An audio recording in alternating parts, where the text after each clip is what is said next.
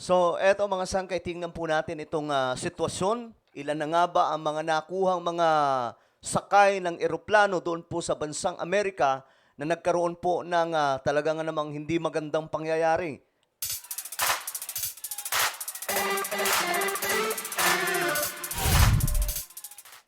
So, hello, what's up guys? This is me. I'm back for another vlog today. At ayun, medyo nakakalungkot po itong mga nangyayari ngayon sa ating mundo, no? Akalain po natin na 2025, okay lang lahat. Tapos na ang mga nagbabagsakan sa mga pagdating po sa mga sasakyang panghimpapawid. Pero mukhang hindi pa rin po tapos, mga sangkay. Nagpapatuloy. At para po sa inyong kaalaman, may isa pa pong eroplano. Wait. Hanapin natin mga sangkay. Gusto ko ipakita ito sa inyo ngayon eh. Kasi may isa pa pong eroplano, maliban po doon sa eroplano ng bansang Amerika. Ito po ay doon po sa Korea. Hanapin natin, baka makita natin dito mga sangkay. Ayun yon. Ito pong tinatawag na plane to Busan tragedy. Sumiklab po itong eroplano mga sangkay at buti na lang nakaligtas po yung mga nasa loob nito. Grabe. Well, anyway, before we start guys, paki-subscribe po muna yung ating YouTube channel. Makikita nyo mga sangkay yung subscribe button sa baba ng video na to. I-click nyo lamang po yung subscribe, i-click ang bell, at i-click nyo po yung all. At sa mga nanonood naman po sa Facebook, i-follow nyo po yung ating Facebook page. So ito, makiki-update lamang po tayo. Unahin po muna natin mga sangkay, bago ang lahat, no? Bago natin ipakita itong ganap doon sa Amerika, patungkol po sa American Airlines, no? Na bigla na lamang daw pong nagkaroon ng nagsalpukan ata po ito ng helicopter ng US Army. At ngayon, halos wala daw pong survivor eh. Tingnan po natin mga sangkay. Ito po ang nangyari doon sa isang eroplano na tinutukoy ko kanina mga sangkay. Itong Air Busan naman. Nasunog ditong Martes ang isang Airbus ng plane na naglalaman ng 169 na mga pasahero at 7 flight staff. Ayon sa laman na ulat, may 7 katao ang nasaktan mula sa sunog. Ayon naman sa inisyal na investigasyon, pinaniniwala ang nagsimula ang sunog sa aircraft mula ng sumabog o mula sa sumabog na portable battery na nakatago sa overhead bin. Grabe, no? Kung ano nangyayari ngayon sa mga aviation po natin? Sa mga eroplano natin? Bakit nauuso po ito ngayon mga sangkay sa iba't ibang panig ng ating mundo na nagkakaroon ng mga problema?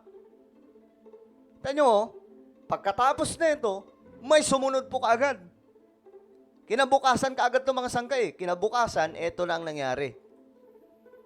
Ito namang American Airlines na mayroon pong kargang 60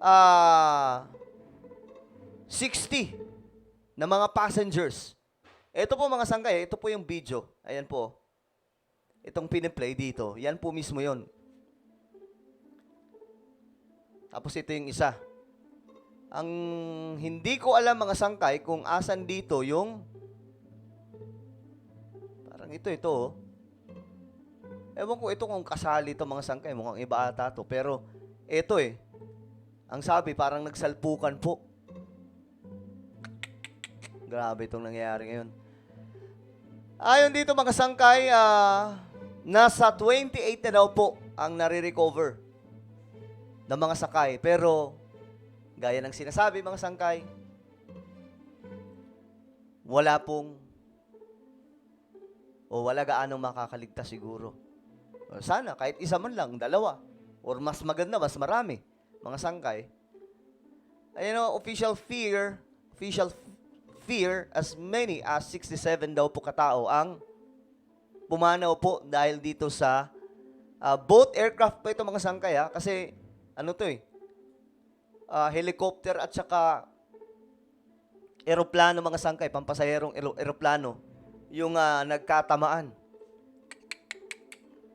Grabe.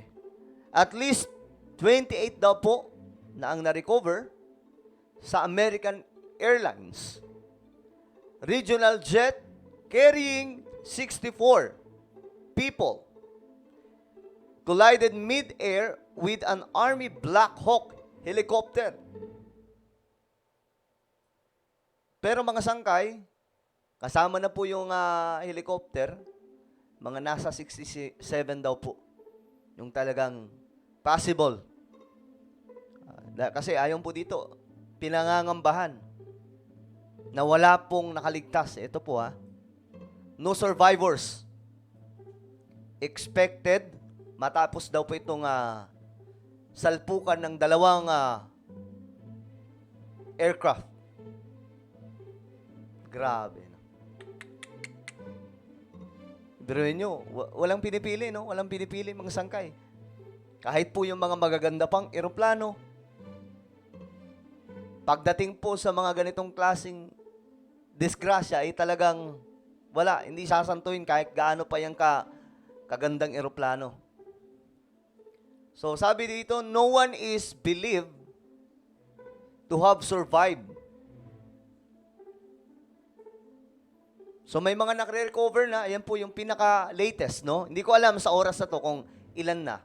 Kung ilan na talaga mga sangkay yung exact na nakuha. Pero, yung mga na-recover na daw po ay 28. So, medyo marami na po mga sangkay.